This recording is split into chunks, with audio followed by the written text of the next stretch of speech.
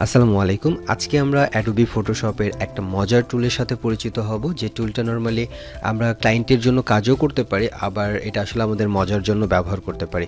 So এই টুলটার নাম হচ্ছে পাপেট ওয়ার্প টুল। সো পাপেট ওয়ার্প টুল দিয়ে আমরা নরমালি কোনো একটা অবজেক্টকে বাঁকাতে পারি, বা আমরা বিভিন্ন সময় অ্যানিমেশনের জন্য এই পাপেট ওয়ার্প টুলটা ব্যবহার করি। যদি সম্ভব হয় আমি ইন ফিউচারে এই পাপেট ওয়ার্প দিয়ে অ্যানিমেশন করে দেখাবো আর কি। তো আজকে শুধু আমি দেখাচ্ছি যে এই বিল্ডিংটাকে আমি পাপেট ওয়ার্পের সাহায্যে কিভাবে বাঁকাতে পারি। যেমন এখানে একটা সোজা একটা বিল্ডিং আছে, সো আমি চাচ্ছি এই বিল্ডিংটাকে একটু মানে বাঁকা করে দেবো আর কি, একটু হেলানো করে দেবো। সো এই কাজটা আমরা কিভাবে অ্যাডোবি ফটোশপ দিয়ে করতে পারি।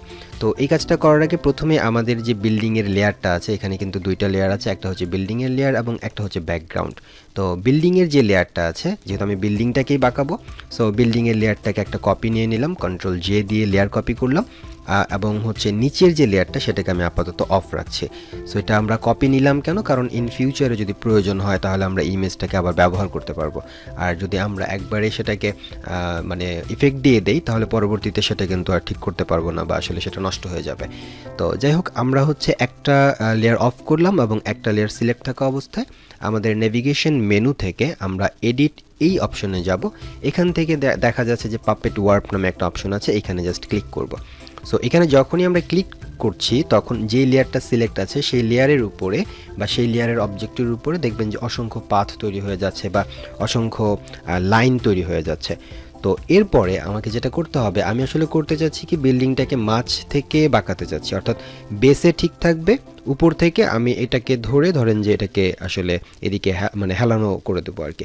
সেই জন্য প্রথমে আমি এখানে একটা ক্লিক করব, পাপেট টুলে সিলেক্ট থাকা অবস্থায় একটা ক্লিক করলাম যে এখান থেকে আমি এটাকে মানে হেলানো করব, এবং সেটা মাঝ বরাবর। সো এখান থেকে অর্ধেক এটা হেলানো হবে, এবং নিচে যেহেতু এটাকে অবশ্যই বেসে ঠিক থাকতে হবে, সো নিচেও আমি একটা পয়েন্ট তৈরি করে দিলাম। সো প্রথমবার ক্লিক করলে পয়েন্ট তৈরি হবে, এবং দ্বিতীয়বার যখন সেই পয়েন্টের কাছে আমরা মাউসের কার্সারটা নিয়ে যাব তখন দেখা যাবে যে একটা পিনের মতন অপশন দেখা যাচ্ছে। সো এটাকে ধরে আমরা এইভাবে করে বাঁকাতে পারবো।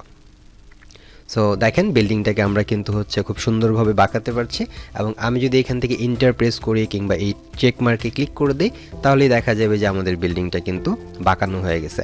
তো এটা কিন্তু খুব স্মুথলি বাঁকানো যায়, এবং অনেক সময় দেখা যায় যে বিভিন্ন ধরনের গাছের যে ডালপালা থাকে কিংবা কোনো ধরনের অনেক সময় দেখা যায় যে একটা ইমেজ, হয়তো ক্লায়েন্ট একটা ইমেজ ক্যাপচার করার পর আপনাকে দিতে পারে, সেটার হাত বা আদার্স অন্যান্য পার্টস, শরীরের পার্টস কিংবা তার হাতের কোনো অবজেক্টকে একটু সরানোর জন্য সে বলতে পারে বা একটু বাঁকাতে বলতে পারে। সো এই ধরনের প্রজেক্ট খুবই কম পাওয়া যায় যদিও, বাট এটা মজার একটা প্রজেক্ট, এবং চাইলে হচ্ছে আপনি হয়তো সার্চ করে দেখতে পারেন, হয়তো এমন অনেকেরই হতে পারে যে ধরনের সার্ভিস দরকার, বাট সে হয়তো বা জানে না যে ধরনের কাজ করা সম্ভব। সো আপনি যদি আপনার পোর্টফোলিওতে এই ধরনের সার্ভিস অ্যাড করতে পারেন, এই ধরনের কাজকে যদি আপনি অ্যাড করতে পারেন, আশা করা যায় যে আপনার প্রতি একটা আলাদা ধরনের ইমপ্রেশন তৈরি হবে যারা আপনার প্রোফাইলটা ভিজিট করবে।